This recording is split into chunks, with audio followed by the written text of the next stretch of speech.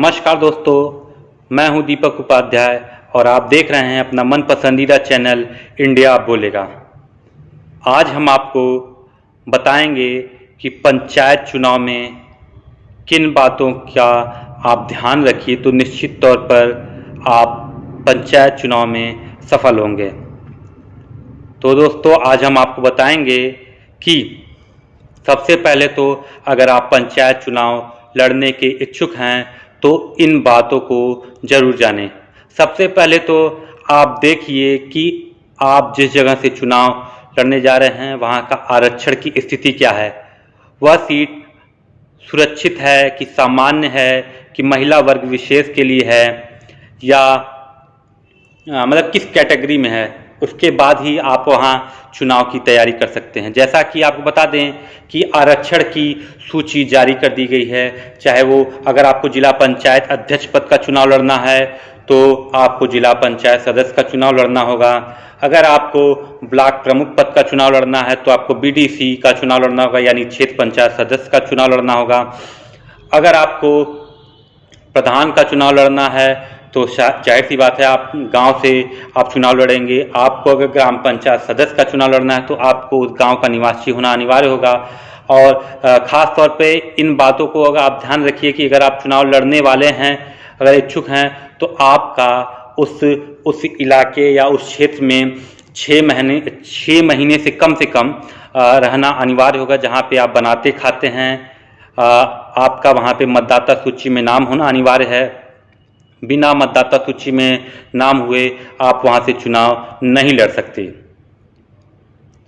तो ये थी इतनी जानकारियाँ। अब रही बात आरक्षण अगर आप सामान्य आरक्षित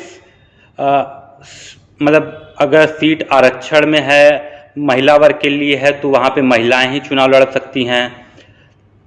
अनुसूचित जाति के लिए तो अनुसूचित जाति वर्ग के लोग वहाँ चुनाव लड़ सकते हैं। अनुसूचित जनजाति के लिए तो अनुसूचित जनजाति वर्ग के लिए चुनाव लड़ सकते हैं। सामान्य वर्ग के लिए है तो कोई भी वहाँ चुनाव लड़ सकता है। तो आपको बता दें, जिला पंचायत के चुनाव में वार्ड वार चुनाव होता है और ब्लॉक प्रमुख के चुनाव ब्लॉक में। जिला पंचायत अध्यक्ष का जो चुनाव होता है उसमें जिला पंचायत सदस्य अध्यक्ष का चुनाव करते हैं और वही सबसे ज़्यादा जिला पंचायत सदस्य जिसको वोट करते हैं वो जिला पंचायत अध्यक्ष चुना जाता है। इसी तरीके से ब्लॉक प्रमुख पद के चुनाव में बीडीसी उस ब्लॉक के बीडीसी ब्लॉक प्रमुख पद के उम्मीदवार यानी प्रत्याशी को अपना वोट देते हैं। सबसे ज़्यादा प्रत्याशी पाने वाला उस ब्लॉक का ब्लॉक प्रमुख चुना जाता है।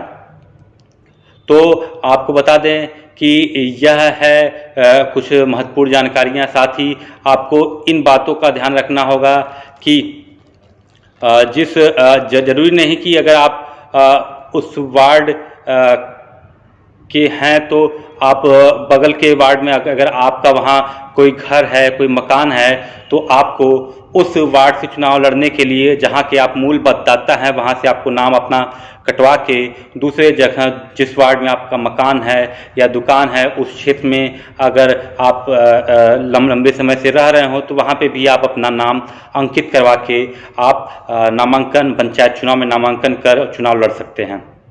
तो अगर आपको हमारा वीडियो पसंद आया है तो प्लीज़ लाइक कीजिए, सब्सक्राइब कीजिए और बेल आइकन की घंटी जरूर दबाइए।